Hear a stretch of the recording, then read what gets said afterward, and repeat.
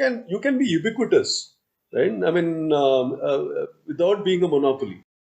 I mean, corporates cannot handle personalization unless it is purely at the fringes. This segment will serve that bigger segment because we need to keep costs low, and we need to keep the channels going, right? Whereas the e-commerce segment will start catering to more and more personalized, more customized, more artisanal, more producer-centric kind of products. So both will exist and coexist and do very well together, in my opinion.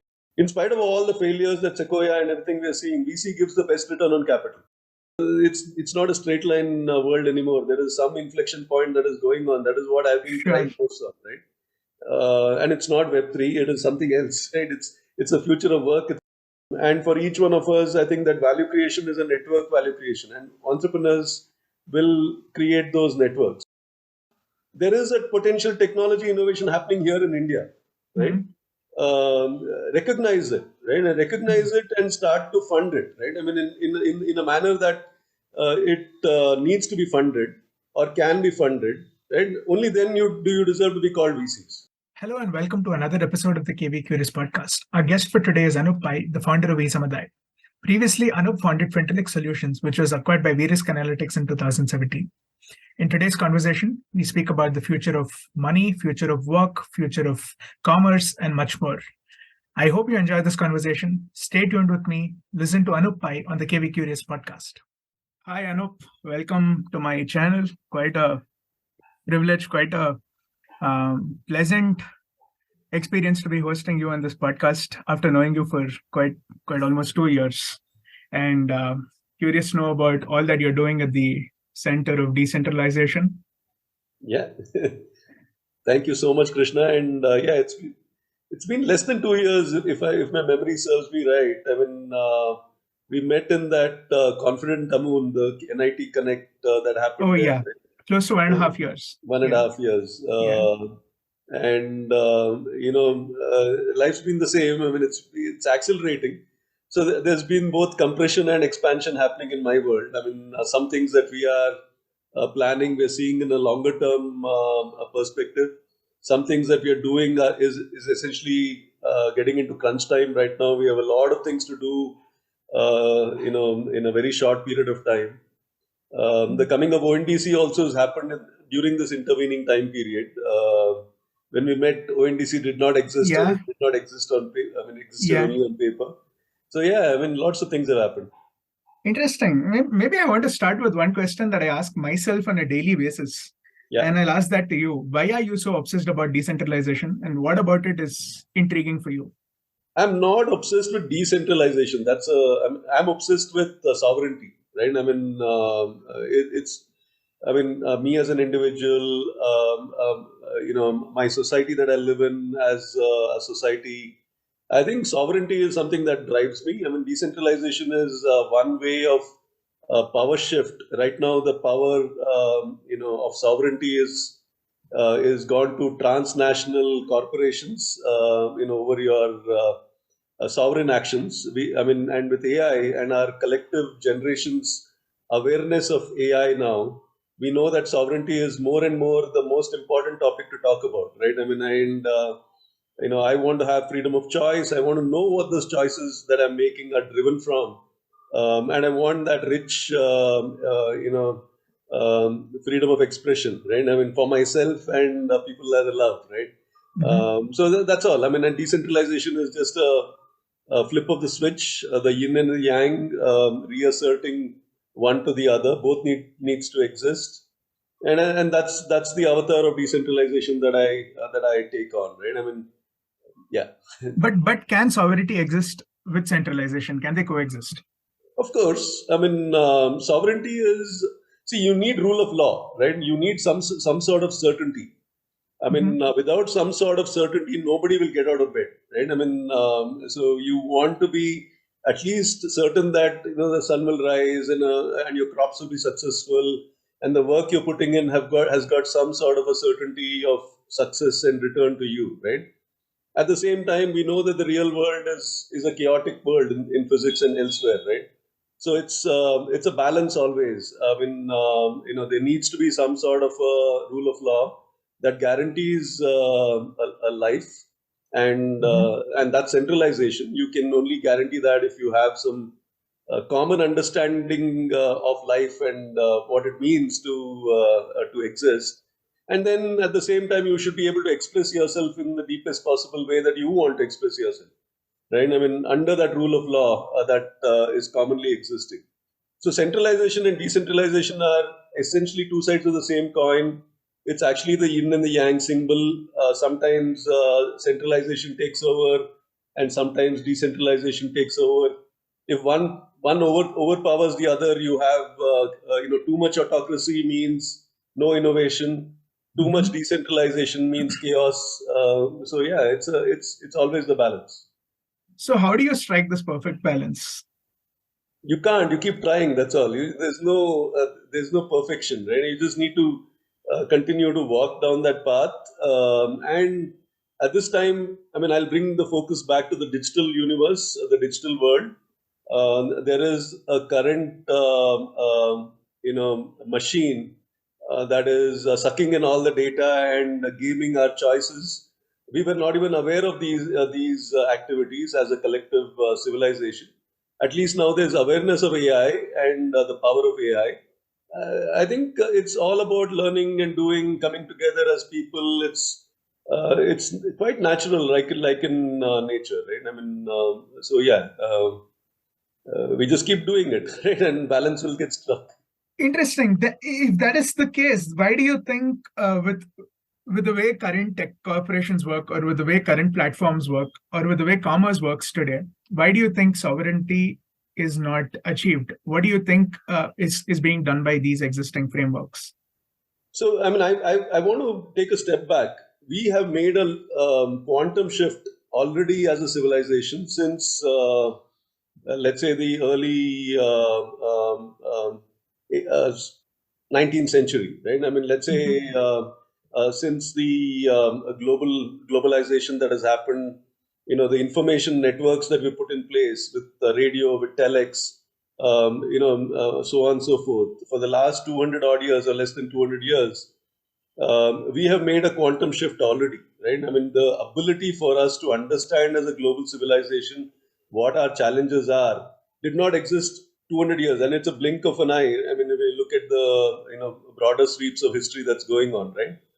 And so it's just the next evolution. I mean, I know that the current narrative is around saying us versus them, zero sum game, but actually this is just an evolution, right? It's just a matter of us now reasserting as individuals, right? I mean, and then individuals form society. I mean, there's no rocket science here, right? I mean, it is eventually individuals forming society, and society progressing through time, through collective decisions or acts of God or acts of nature that keep happening, right?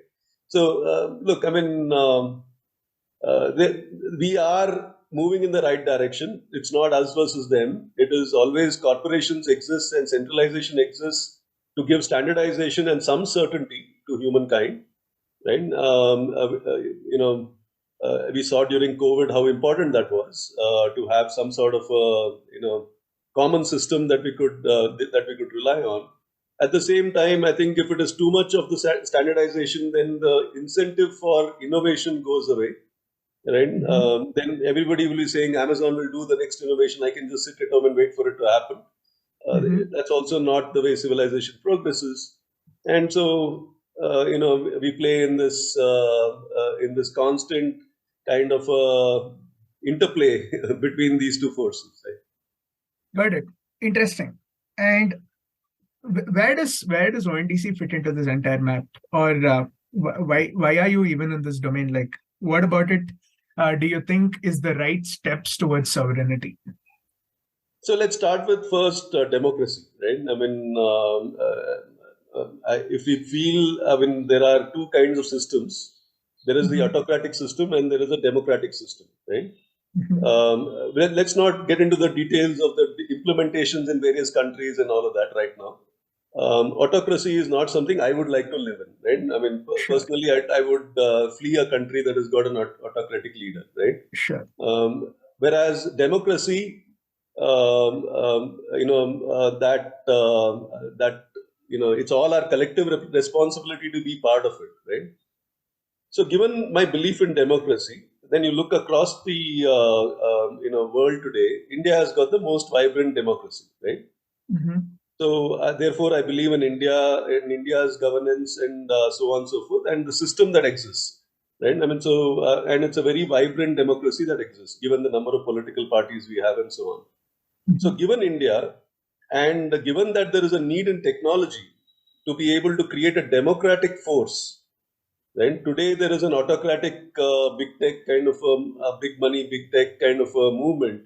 You need a democratic force to show up as a force on the technology digital landscape. We already know that India has got the most number of engineers, software engineers in the world.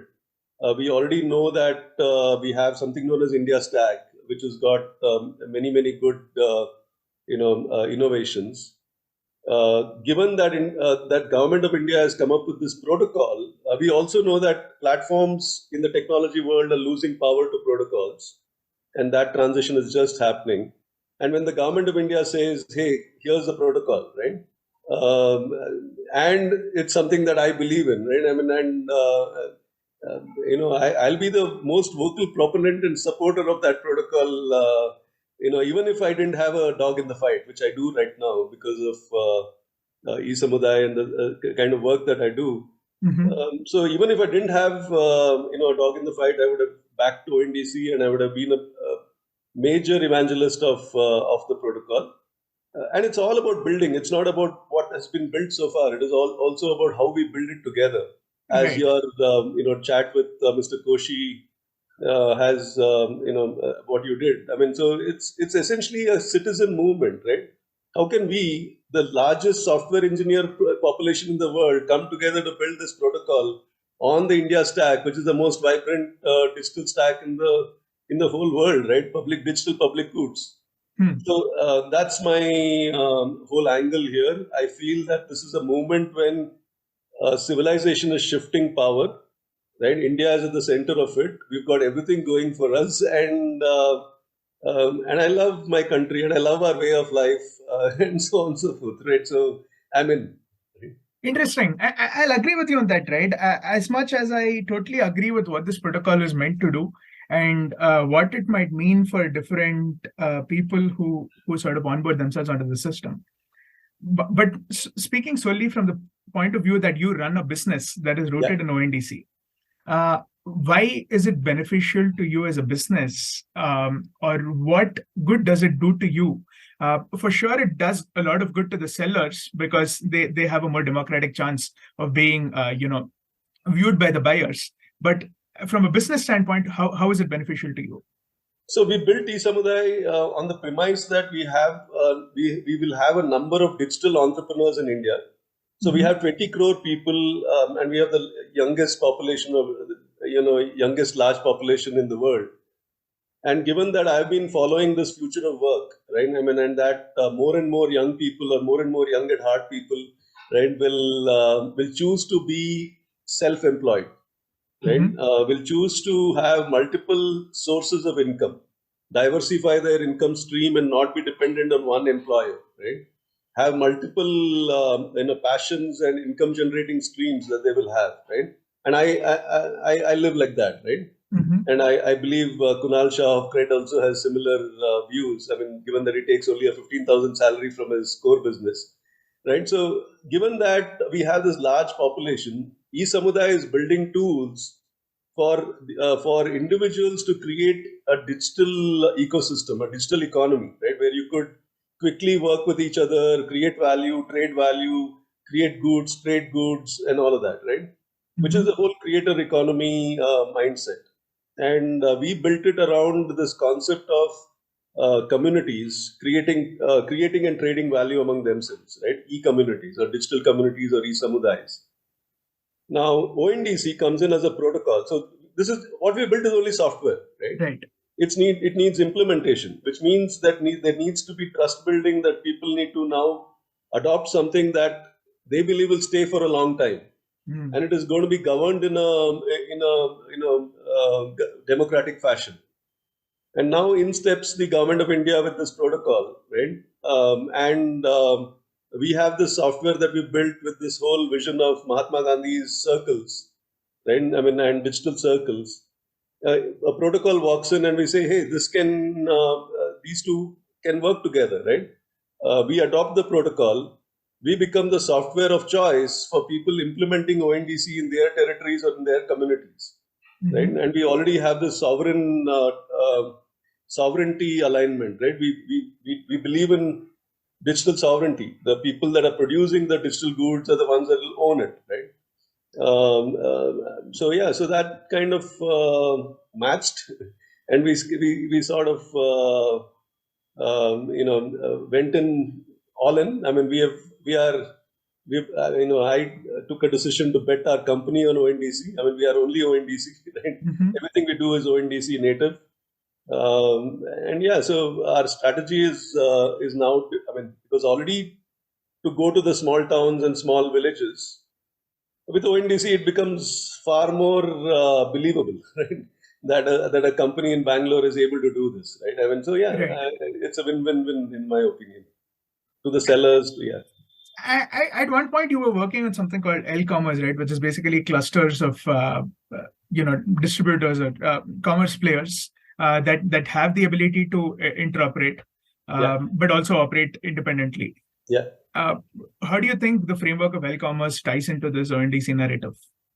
It's absolutely, there is no tussle here at all. ONDC is the protocol. So now in L-commerce, you got a digital community that is able to find each other and trade among each other, right?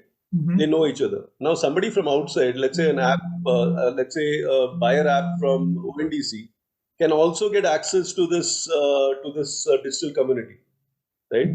A seller in this digital community can also through ONDC reach a broader universe, right? So all of this can happen. So we already were a headless commerce engine. Our name itself is Nirmund, right? So we are a headless commerce engine. Now all the apps that are coming up on the headless engine are ONDC apps and ONDC enabled apps. So they're able to interoperate. There is also some sort of certainty on the ground by somebody managing the operations, because only digital doesn't work. You need the ground force as well. So we've got the entrepreneurs on the ground, creators on the ground who are doing that assisted digitization activities. So it's it seems magical, but it seems like a solution that's elegant, but it just came together like this. It was not pre-thought of. Just like L-commerce and ONDC working together. Interesting. Maybe I'll take a step back. When we speak of a framework like L-commerce or what you're doing with Nirmund, much of it, by design or otherwise, it just happens to be rooted in decentralization, right? Yeah. Which basically means you cannot have a single cluster or a single entity or a single participant in the network trying to amass a lot of power over either the sellers or the buyers. Absolutely. Now, one thing we also know from history is take companies like Walmart or DMart or just about anything in the world of retail. Some of the most successful businesses have been built, which is a win-win for both the company as well as the consumers because of centralization, because they were able to achieve scale and thus bring ticket prices down, thus attracting customers or consumers. But in a sort of a decentralized world where everyone is sort of competing for a small chunk of this entire sales, how do you think they will be able to give the most competing prices to the consumers? And how do you think this entire game can pan out without having a single large player? So I want to take a step here to talk about standardization, right? So now goods that we consume to meet our needs started becoming standard only during the late 18th century, right? Through mass production and so on and so forth, right? And this has been a process through which we were able to get economies of scale, right? I mean, produce a lot of goods, do mass media advertising, and have a lot of people consume the same goods through the same channels, right? That model is now applicable for commodities, right? I mean, commodities and commodities could mean different things for different people, but essentially things that you really need, but you don't really you want the cheapest of the lot, right? Right. So you want the cheapest and the best quality at the cheapest rate kind of a lot, right? In the last 15 years, I've been part of watching this. There has been more and more consumer movement towards customized or personalized goods and services, right? And that has also come because of increased wealth in the hands of people and different lifestyle choices and the millennials and the Gen Zs and all of that, right? So now this style of buying is not well suited to the mass-produced goods supply because that thrives in standardization. And as soon as you have non-standardization, the cost for the corporate goes up, right? I mean, corporates cannot handle personalization unless it is purely at the fringes, right? I mean, simple stuff. Now, when you look at both of these different trends, I say that there is a poor and then there is a lower middle class and then there is the aspirational class and the rich and the different segments.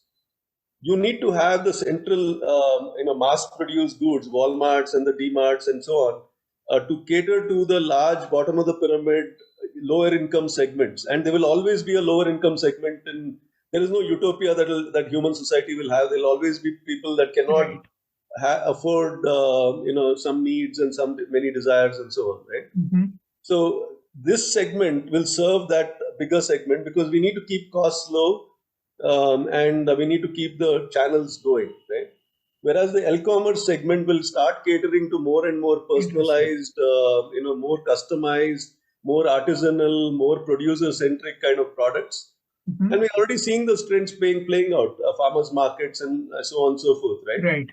So both will exist and coexist and do very well together, in my opinion, because as a civilization, we are also at this point where more and more people with or without money are starting to question what is the meaning of life, right?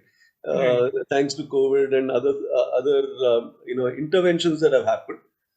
So I think there is this growing understanding of what commerce means, right? I mean, it's not just the blind consumption or whatever. It's something more meaningful. So I feel, Krishna, I think both of these will play out. We are in the early days of this entire thing. I like to see things differently. I don't want to compete one against the other. Both will exist, in my opinion. Interesting. Do you think this is, from an economic standpoint, this makes a lot of sense because the GMV of the aspirational plus and higher classes put together is going to be higher than the remaining bottom of the pyramid.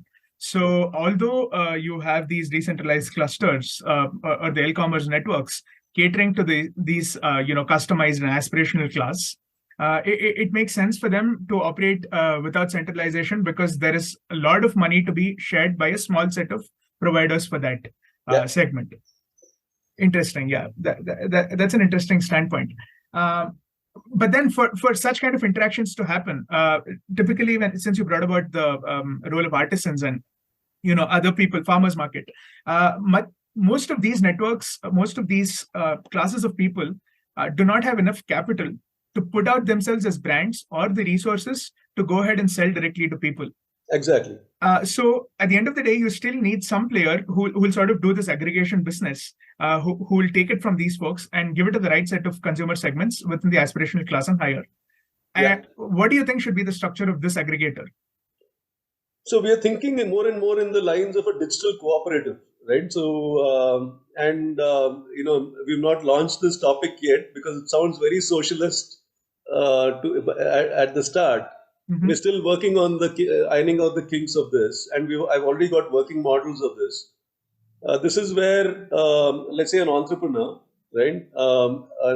Some creative artists, some fintech or financial analysts or financial experts, technologists come together with a profit motive, but also a social impact motive, right? Okay. So because if we go with the assumption that there is going to be demand for high quality products, and as Fab India and Good Earth and all of that are proven, there's a growing demand for high quality products, and Right. especially with the coming of ONDC, the cost to distribution can come down quite a bit, right? Yeah. So now, with this motive, what we're saying is we can now create these digital cooperatives. Some people call them DAOs. I mean, but DAOs, I Sure. think, are a corrupted word. Let's leave them out, Sure. right? So because of the NFT and crypto and all of that. Yeah. So, but digital cooperatives can exist. It can be a private limited company, any legal structure, LLP or whatever, that is able to now work with artisans, and they can scale as much as their capabilities, network, and capital and technology can help them scale. For Mhm. example, one cooperative could work only in one district in Himachal Pradesh, for example, right? Whereas one cooperative could work all over North India, right? I mean, doing different things, right? So they're working with artisans to work with them to infuse modern art and sensibilities, and packaging and other things, technologies, financial technologies, connecting them to the best grants, government grants, and money that is available. Even bringing in some sort of token investors or shareholders into this whole thing who are owners in this entire thing, and then creating a digital channel to be able to distribute this broadly, globally, through an ONDC kind of a network, right? I mean, and I have a working model of this in Himachal Pradesh that I'm pretty proud of, right?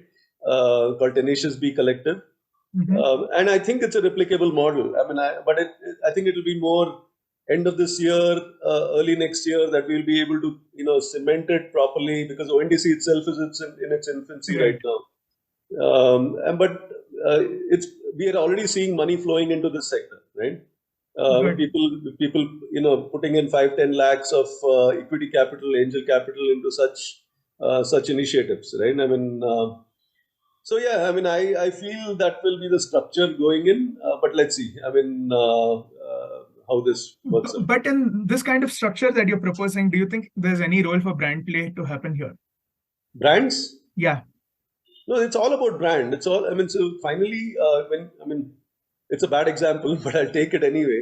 Hmm. All NFT and crypto projects were driven by the brand of the collective, right? So it was the aspiration of the non-owners to enter the collective, and the belief of the holders not to sell, right? I mean, that created this aspirational pull into this scarce community, right? I mean, which provides the experiences that the holders want, right? Hmm. So I mean, some of them are well-run collectives. I mean, even in the Web3 world, right? um, I'm essentially trying to say the same thing. I mean, if you create this, you're not producing unlimited number of products, right? You can only produce what you can produce. But if Hmm. you're able to then maximize the return out of what you produce by creating good brand connection with your community, you are pretty much yeah, you are going to be a profitable entity. I mean, Got it. so And I all think of this that's has to do with the fact that there's a certain consumer segment that's willing to go ahead and pay the premium yeah. for whatever they believe in, be it a cultural cause or a social cause or a sustainability cause, whatever. Or the product itself. I feel, I mean, even I've done a lot of math on this. The product price, in spite of having all these overheads that we talk about in terms of, the artists, I mean, all of that, right? I mean, the product, we can compete in the market with products that are already out there, right? I mean, the artisanal product can compete on price as well, right? I mean, on the product price as well, with a higher quality and a better experience for its consumers, right? Hmm. Yeah, so especially when it comes to products that are closer to nature, and whose value increases as you get closer to the more rarer produce that earth has got, right? I mean, so yeah, I mean, there is a lot of possibilities when it comes to exploring some of these artisanal products, right? Got it. I just want to go a little bit deeper into that segment. Um, Do you think there is consumer loyalty when you're operating in that space? Especially with aspirational class, rich class, and people with higher net worths. And when they are, of course, all of these might be dealt with as novelties, but do you think there is any sort of consumer loyalty? And if not, how are these artisans supposed to thrive? Is it on the fact that all of these people will someday come ahead and buy this, or just a small subset of it? So we are saying there is going to be many, many, many such collectives, right? It's not one such collective. The way I see it is, look, I mean, finally, the brand positioning of a particular collective, to a particular set of people, right, is driven by my ownership in that particular producer, right? The feeling of ownership I have in the product, right? Mm-hmm. So here's a simple example that I give from a middle class perspective, right? Back in the 80s, let's say there were two Kirana shops. One Kirana shop gave me a book on which I could write all the things that I could buy, Mm-hmm. and I paid at the end of the month, right? Another one did not give me, right? Right. And sometimes the guy let me keep a book for 3 months or 4 months or whatever, right? So my loyalty to the guy was based on my ownership in his business, and now I have got his ownership in my.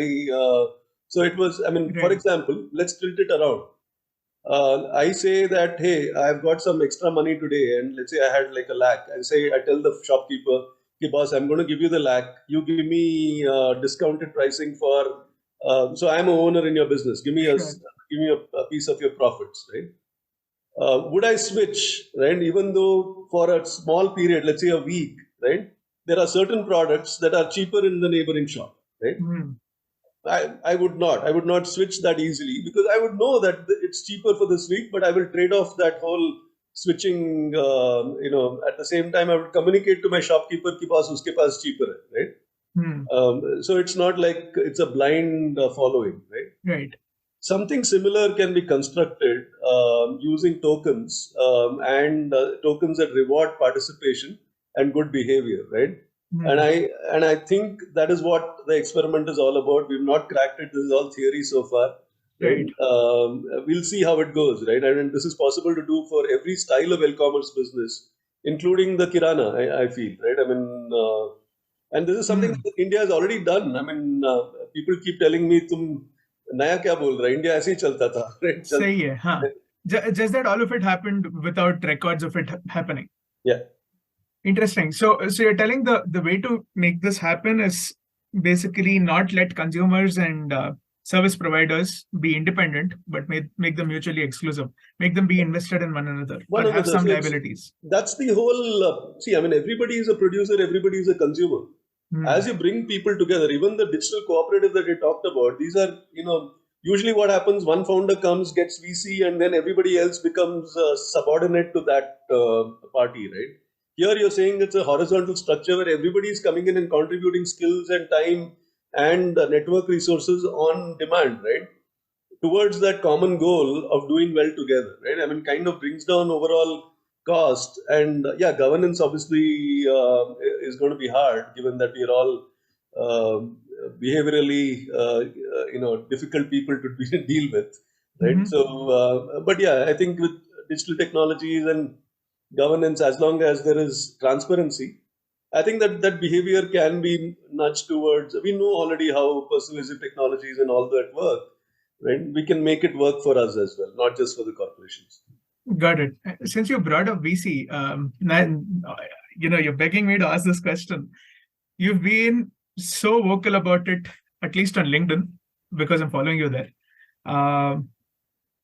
What else do you think should be a parallel structure for capital distribution in the world of commerce? No, venture capital in its original form needs to exist forever and ever. Okay. Right? I mean, these are people that saw genius, saw change, saw disruption, and funded these businesses to come alive, right? It was all okay till the late 90s, right? I mean, I believe. I mean, and this is all reading back. I mean, this is all looking Sure. at history from a hindsight perspective. which is when I think we had the first bunch of risk capital or speculative capital that came into the market, right? Purely looking for return on capital, right? The original VC was less return on capital. He knew the return on capital will come, but it was more based on the idea, right? How can the future change that will come. I believe the Peter Thiel investment in Facebook was maybe the last such noted big disruption. Disruption. Right. So now, since 2008, it's become even more stupid. Right. It's just like too much money in the system. It is all chasing VC because VC gives, in spite of all the failures that Sequoia and everything we are seeing, VC gives the best return on capital. Right. Guaranteed. I mean, a lot of failures will happen, but guaranteed over a long period of time, it gives the best return on capital, at least what we've seen. Right. Right. So you got all this money chasing. So the problem that's happened is when you got a fund manager who doesn't understand technology or doesn't understand the future in any form, right? He's only been told certain future visions based on the original VCs really had that inbuilt view of the future, right? They had like certain views of the future and they were funding and they were able to see the entrepreneurs and vision and match it. Well, once that goes out of the window, I mean, there are very few. I mean, even in India, there are very few VCs that really have a sense of what's going on, right? Rest have got some theories and some, cocktail party theories and all of that going on, which in a changing world, and the world is changing. Let's not. I mean, we can go into one more section on that. It's not a straight line world anymore. There is some inflection point that is going on. That is what I've been trying to focus on, right? And it's not Web3; it is something else, right? It's a future of work itself, right? So when that is going on, you're trying to do a linear extrapolation theories of what's worked in the West and what's worked here and there. When something is happening here, in order to make that contrast and in order to make my voice heard, right? I've been doing all this nonsense, right? I mean, I'm like, it's not as if I hate them. I mean, it's just a matter of saying, guys, sometimes wealth creation opportunities happen in India also, right? Like industrial civilization and industrial wealth creation happened in Europe in the 18th and 19th century, right? And we've seen what wealth has done to Europe, right? And how information civilization or information, post World War II, what happened in the US. Similar thing is happening here in India. Same wealth creation opportunities happening here in India. Let's believe it, right? Let's not tilt it around and say, where has it happened elsewhere? Show me comparables and all that. नहीं है बाबा comparables. तुम VC नहीं हो तो इसीलिए तुमको समझ में नहीं आ रहा है. Interesting. So you were saying how VCs historically have done a better job, at least in terms of envisioning the future and deploying capital reasonably for it. Yeah. And you told this happened until maybe late 90s or until end of the last century. But don't you think it's also true that some of the biggest innovations have happened since then, since the dot-com boom and bust and the boom, or maybe even when you say that there has been no significant innovation that's happened in the last 10 to 15 years, do you think it's maybe too early to make that statement? No. Innovations have happened. The innovation has happened in the form of this, right? Right. This was not VC funded, right? I mean, smartphones came, Apple, brought out the first smartphone. Then Android came subsequently. It was big tech driven, right? I mean, and the whole big data processing that has happened. There was no VC that was involved there, right? I mean, the whole Hadoop and massive data processing, distributed data processing, AI, and all of that. I mean, VCs have gotten involved in AI now, right? So otherwise, all of this has been happening in large corporations, in universities, and maybe some open source groups, right? So all of that is innovation. But is it also not true that these large corporations have existed for close to half a decade and that allows them to do that? Exactly. Yeah, but part of the game of the VCs is to allow new teams or new startups to potentially become such large corporations. But they're not doing that. No, that's what they've abdicated their duty, right? So they are only funding financial successes on the technology rails that already exist, right? So I mean, every one of these software companies, I mean, Uber being an example, Airbnb, Uber, and all of that. I mean, the sharing economy and so on, which is one shift in the let's say the Gen Z kind of behavior, future of work kind of behavior that got funded, and by the time we knew that platform plays had already taken on, right?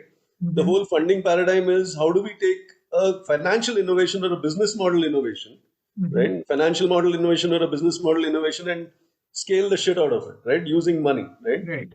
Money was the innovation, right? I mean, the innovation was not funded by money. It was money. The availability of cheap money or easy money was the innovation, right? The core innovations that have happened have not come from VCs. I would rather argue that VCs have funded the big tech companies, because pretty much every funded company here in Bangalore, I know, spends about 30-40% with big tech, right? For cloud, for digital marketing, and so on, right? Right. So, I mean, So, I mean, I've got some controversial views on this. I mean, especially when it comes to core innovation. And my beef essentially is saying there is a potential technology innovation happening here in India, right? Recognize it, right? And recognize it and start to fund it, right? I mean, in a manner that it needs to be funded or can be funded, right? Only then you deserve to be called VCs, right? So what do you think is this tech innovation happening at this point in India that requires this special recognition? I think it's protocols, right? Okay. And the application of protocols, right? I mean, and decentralized network, setup, right?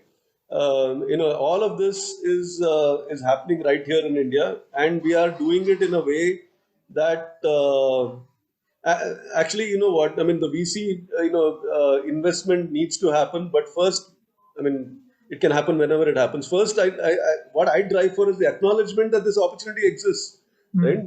I mean, let's at least right. Why are we glossing over this opportunity? I mean, this double clicking on this and saying, this is really something that's going on here, right? I mean, so I mean, whether they invest or not is a second matter. I mean, I'm only saying there is this going on. Let's just acknowledge that this is going on, and let's do more research on it as a civilization, right? As a group here, right? Our startup community doesn't even know of this opportunity, right? I mean, they're like blissfully unaware. I mean, they're like chasing fintech and Web3 even right now. Right? Sure. What you're mentioning makes a lot of sense, right? One of the earlier episodes was with Dr. Preet, who's the CTO at Ansys, and he was speaking of these horizons of innovation: Horizon 1, Horizon 2, and Horizon 3. Yeah. And typically, Horizon 3 takes longer. And the kind of innovation you're talking about, core innovation, is basically Horizon 3 innovation. That takes longer. There's a lot of effort, but once it kicks off, it really changes the world. Yeah. And he had similar views like you, which is maybe quite contrary to what the rest of the world says, where startups are maybe uniquely positioned for these Horizon 3 innovations. Yeah. But they can't do it alone. So the way it should happen is, big techs or industries collaborate with startups. They give them the capital and resources. Yeah. The intellectual, inputs comes from academia. Yeah. So it's basically the role of industries to sort of rope in academia as well as startups to drive these Horizon 3 innovations. Yeah. And what do you think will be the role of VCs in this particular triangle? So first and foremost, right now, VCs, I mean, for the next 6 months, there is, I believe, introspection that's going on. It's already happening. I'm not, I don't feel, I mean, I'm worth of, so they're already doing introspection. I know that for a fact, right? Yeah. So we'll go through that introspection. They have capital. VC can return good return if done properly. I think this needs to figure out. We need to go down to what the theme is first, right? What is it? What is going on in India, right? What are the investable themes in India, right? What are the things that we can really get sustainable return not sustainable. What are the multi-baggers that are that are possible in India right now, right? These are all things, and how should we think about these opportunities? In what time frame? How do we find them? How do we deploy money into them? How do we track them and govern them? These are conversations that I believe that VCs are already going through. I only ask them to bear that lens of India as I know there is jingoism. People think that when they talk highly of India's opportunity, it's sort of seen like a saffron or a jingoist kind of narrative. Uh, I think that's totally misleading. I think there is a whole lot of people that belong to this country and are also following this country that see the real opportunity here, that should not be left to headline and labeling and dismissive labeling. We need to dig deep and figure out what these opportunities are. And I think once that is done, we'll find allocations happening appropriately, right? And I think the one more thing we should change is that money to get monopoly, right? You can be ubiquitous, right? Without being a monopoly, right? You can be part of everything, but you don't need to want to control everything, right? You can get your fair share for what you've done, innovation you've done, right? And I believe the social media world is like that. Facebook has done a wonderful job, doing what it's done, and it's not raised much money. It's done it purely by getting the eyeballs, right? Pretty much what they guaranteed, and so overall, I think the social media kind of space where there is space for ubiquitous tech that everybody can use, solution layers that can come on top of this ubiquitous tech, and nobody will grudge a large company that is able to do this. So monopolies don't need to exist insofar as walled gardens. It can be more ubiquitous. Everybody uses it. It could be a monopoly. But everybody owns it also. So I don't know. Interesting. It's also intriguing that you think Facebook has done a wonderful job, but maybe I want to understand a bit more on that. What about Facebook do you think is right, or what about it is something where they lived up to what they wanted to do? So, connecting the world, right? Is the Zuckerberg's favorite, right? Which says connecting the world, making the world a more connected place, and people can share and know each other and build relationships, and now the whole metaverse scene and all of that, right? So I do think there is a need for something of that nature, right?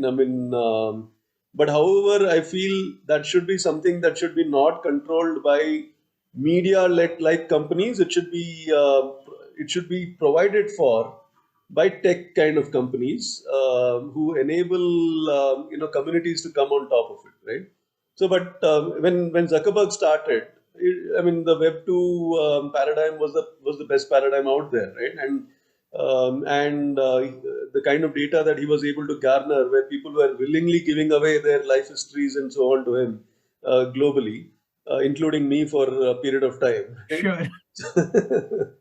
So, but okay, it's interesting. I'll agree to that they did the job of connecting the world. But is there also not a factor of at what cost?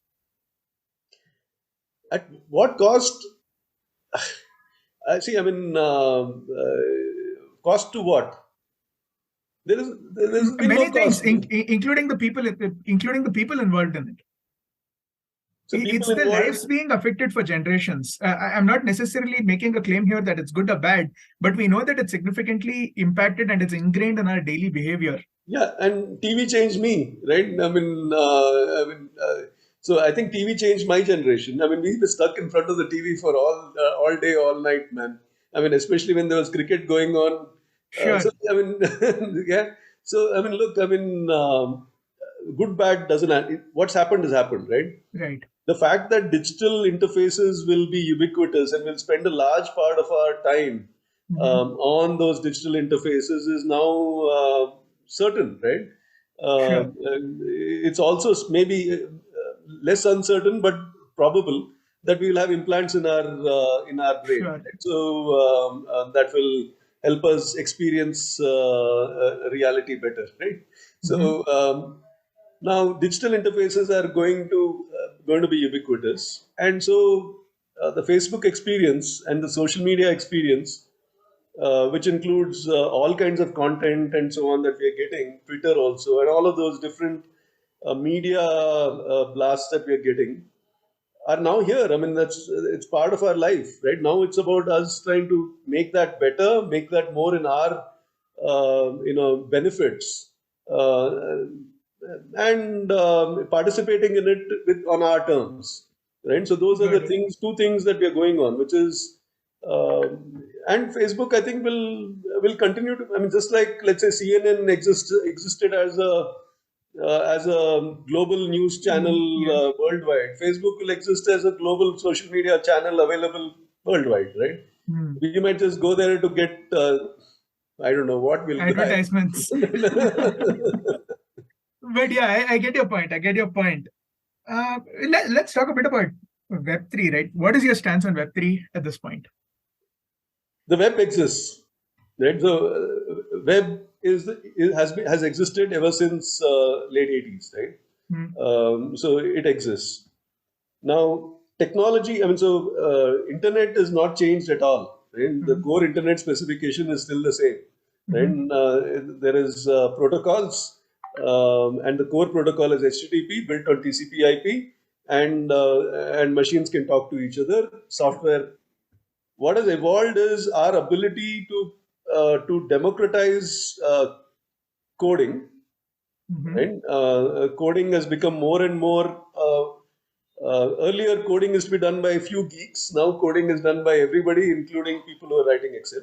Right. So our ability to democratize coding has happened in this time period. The other thing is devices have become more and more miniaturized. Right. So what was possible to do on a large computer, now you can do it on a IoT device somewhere. Right. Sure. And the third thing is networks themselves have become ubiquitous. I mean, you've got networks everywhere. So the internet has remained the same, right? The technology layer and the hardware and the infra layer on top of the internet has changed, right? So now when people say Web 1, Web 2, Web 3, nothing has changed on the internet, right? Like you can do all of these three things right now, right? Right. You can do a static website, you can do a platform development, build application stack, put it on a large server and then serve millions of people, or you can do distributed computing like Gopher used to be, or whatever, right? Sure. So all of these exist now. Web 1, Web 2, Web 3 are sold by people wanting to make money on the internet, right? So the financialization of the internet started, let's say, late 90s or mid to late 90s. Sure. Right? How to make money off the internet that was the first time that it happened. And all these terms, Web 1, 2, and 3, are the evolutions in the money makers on the internet.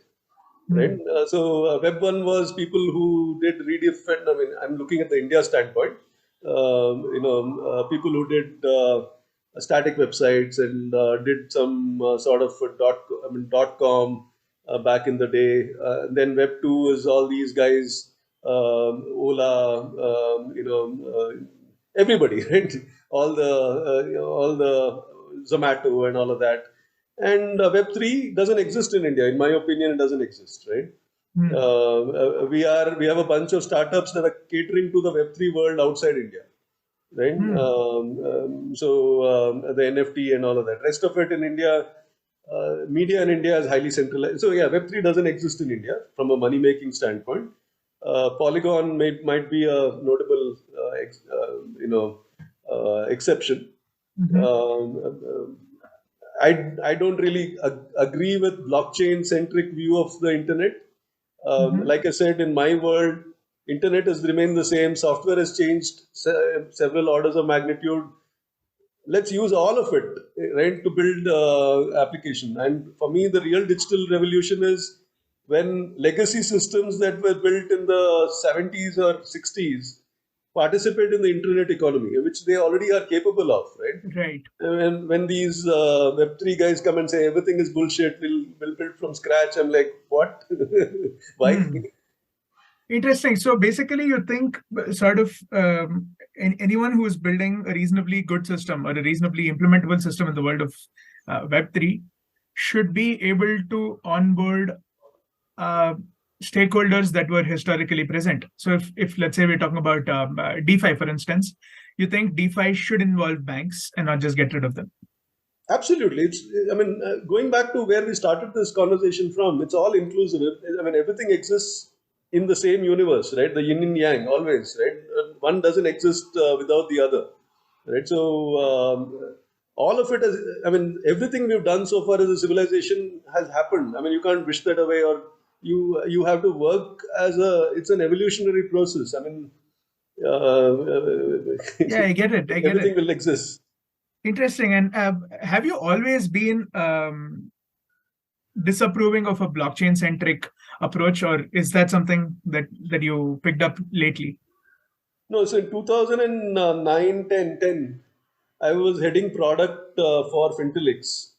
And obviously, there was a narrative that blockchain is going to kill everything and it's going to kill banks and all of that, right? So I took a look. And my view is it's great, right? It's good from ledger management without having to do the programming to do it. Right. So you can do all of that, right? But it's highly resource intensive. So you can't just put all your eggs in that basket. You have to do it for specific things. You can use these things for specific things which need to be persisted in that fashion, right? So what I've also noticed is technologists of recent times, they get really fascinated by one or two technologies while forgetting that technology is existed for a long time. Right? So, for some reason, I've been noticing that programmers are very skin deep these days because of the automations in the IDEs that they're getting. So they really don't understand what happens under these different, pieces, right? And because of this fallacy of ubiquitous cloud and unlimited processing, there's a little bit of lazy programming when it comes to use of bandwidth and use of storage and all of that. I sound like an uncle. No, I get the point of view, right? And it makes a lot of sense. And I think it's all. Sorry, yeah, you were saying. So therefore, I'm saying I don't hate blockchain. I'm just saying that it should be part of an internet architecture that solves for specific use cases. You can't just say blockchain for everything, right? Right. Which is okay. It's a mixture of different things in a polyglot kind of an architecture. Everything will exist. Blockchain will also exist in the architecture. Right. And maybe I completely agree with you over there, right? And maybe I want to extend this into cryptocurrencies and tell. I think one of the fallacies of crypto that we see today is all of these coins or tokens, depending on the structure they operate in, are dealt with as commodities, as tradable commodities. So basically, imagine, let's say you and I go to Starbucks. Money is the currency we are paying to the folks at Starbucks, and the coffee is the utility that they're serving us, or their service is the utility. So we're transacting with money, and that's the currency, right? Utility is separate from currency. What is happening in the world of crypto is, I'll issue you a Starbucks coin. So you basically hold equity in Starbucks for you giving me coffee, where you may or may not want to hold equity in that particular structure, right? Yeah. So I think part of this problem with cryptocurrency is basically the commodity deals with utility and the currency into one single structure. And the moment you separate it, you can deal with it as currency in exchange for utilities. Yeah. And if that is the case, how exactly should that happen? Because the entire narrative or the entire objective of people who are driving the world of crypto is to say that I want equity in this entire game. I want to share the rewards. Yeah. But I think it's also important to understand that okay, you as someone who is building that company might want to share the rewards, but maybe people don't. The local kirana store doesn't care about it, or Starbucks coffee service person does not care about holding Starbucks stock. If they want, they could go ahead and buy it anyway. Yeah. So the question being, okay. The question being, how exactly should this be fixed, or what should crypto look like? So first and foremost, I think crypto, the word currency attached to crypto, I think is a misleading factor. Yeah. Right? Because finally the currency is US dollar, right? Everybody that I've asked, I've been talking to crypto knots for a long time, since 2013, 2014, let's say.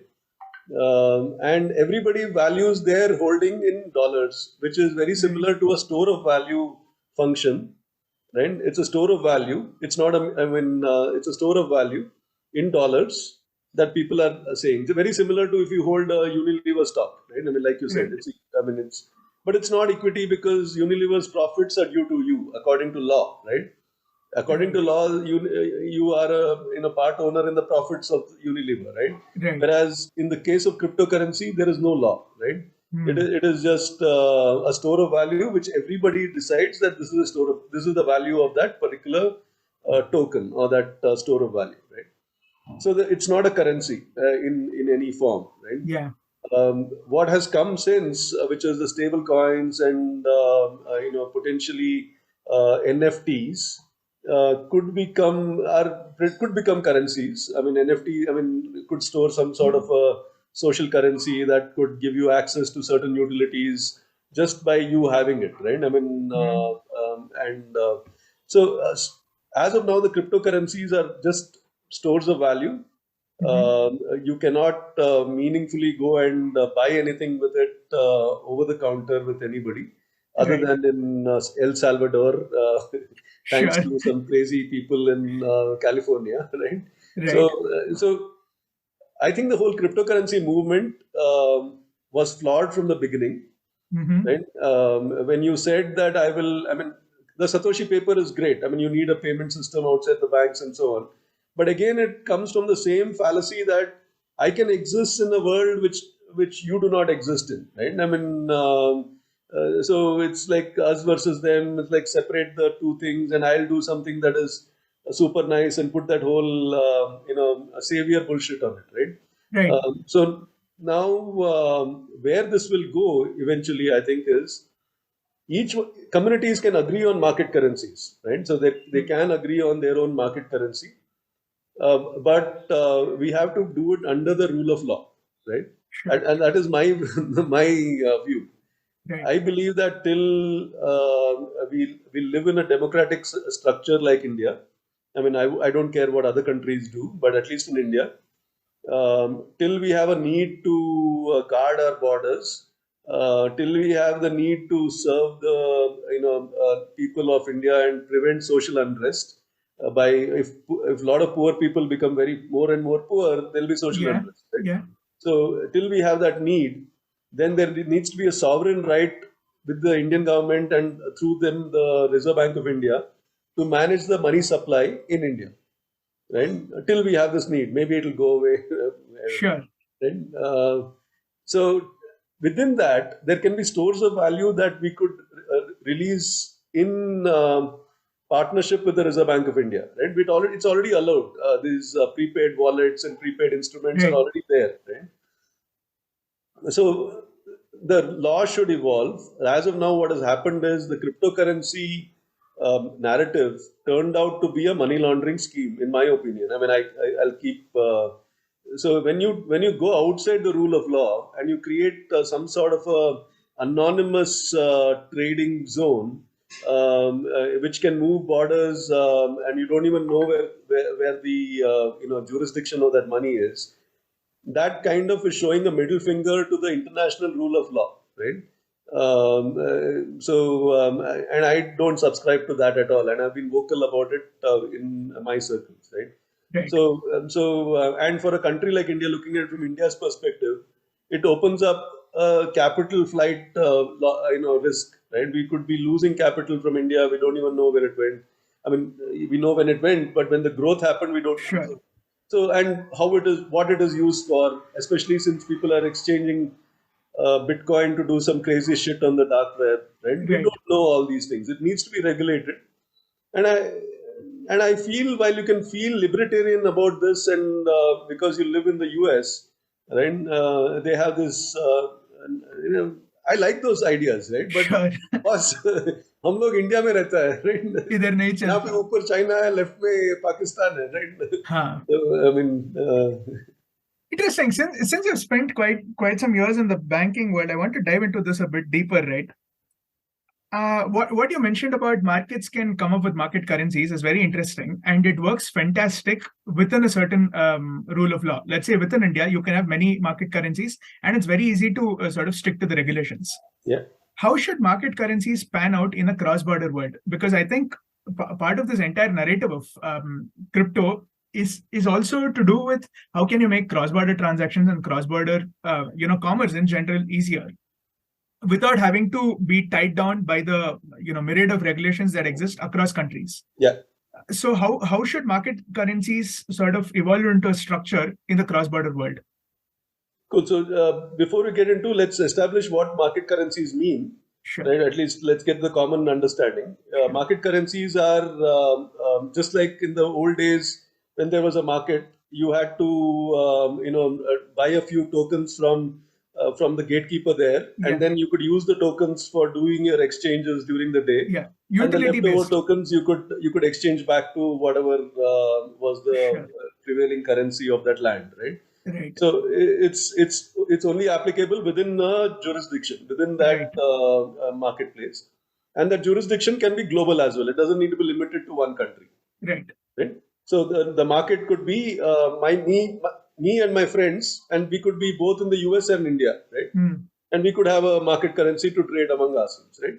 So let's start with that assumption, right? Definition, yeah. Now, the first thing is we need to create a vehicle for this market currency to exist, right? Right. That decision needs to be taken whether it is going to be the US or whether it's going to be in India, right? Assuming it's only India and US Sure. that need to be there, or there can be structures where there is one vehicle here, one vehicle there, and they do the settlement and all of that, right?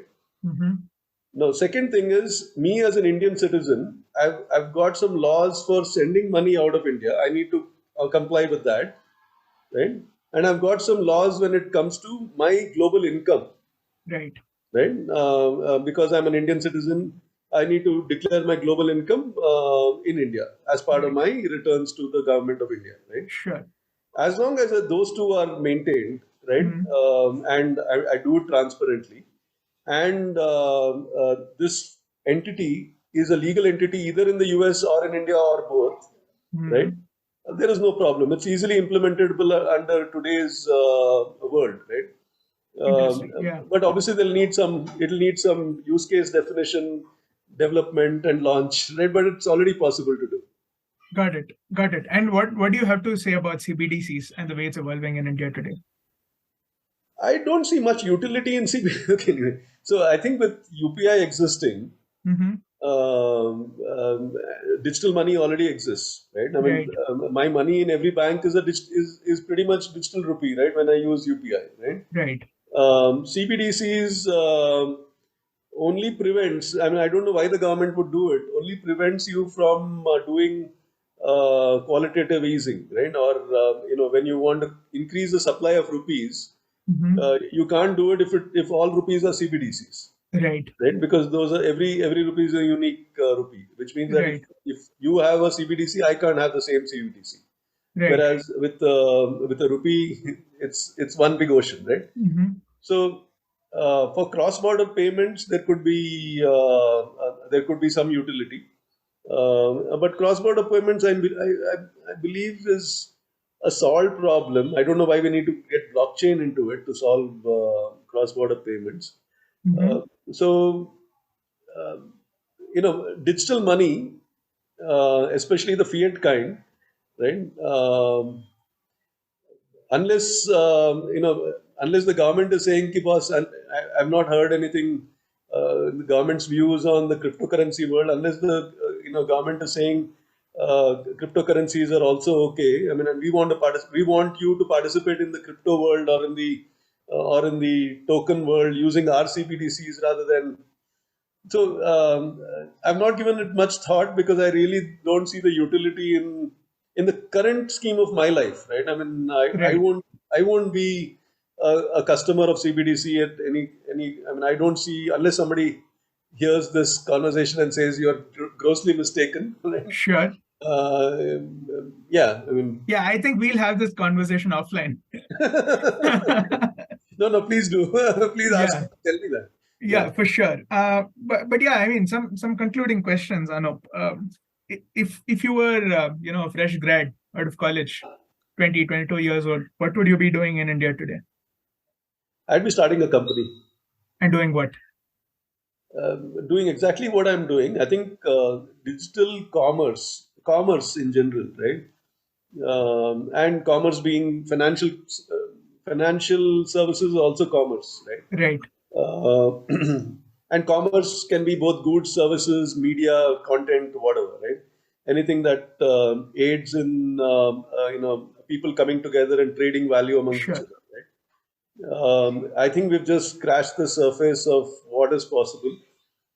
I think with the technologies that exist today, with AI, generative AI, with IoT and data processing on the edge and mobile devices and the metaverse and all of that, I think we are entering this phase of, like you said, a global peer-to-peer trading ecosystem or network, regulated, creating value in the communities that you live in.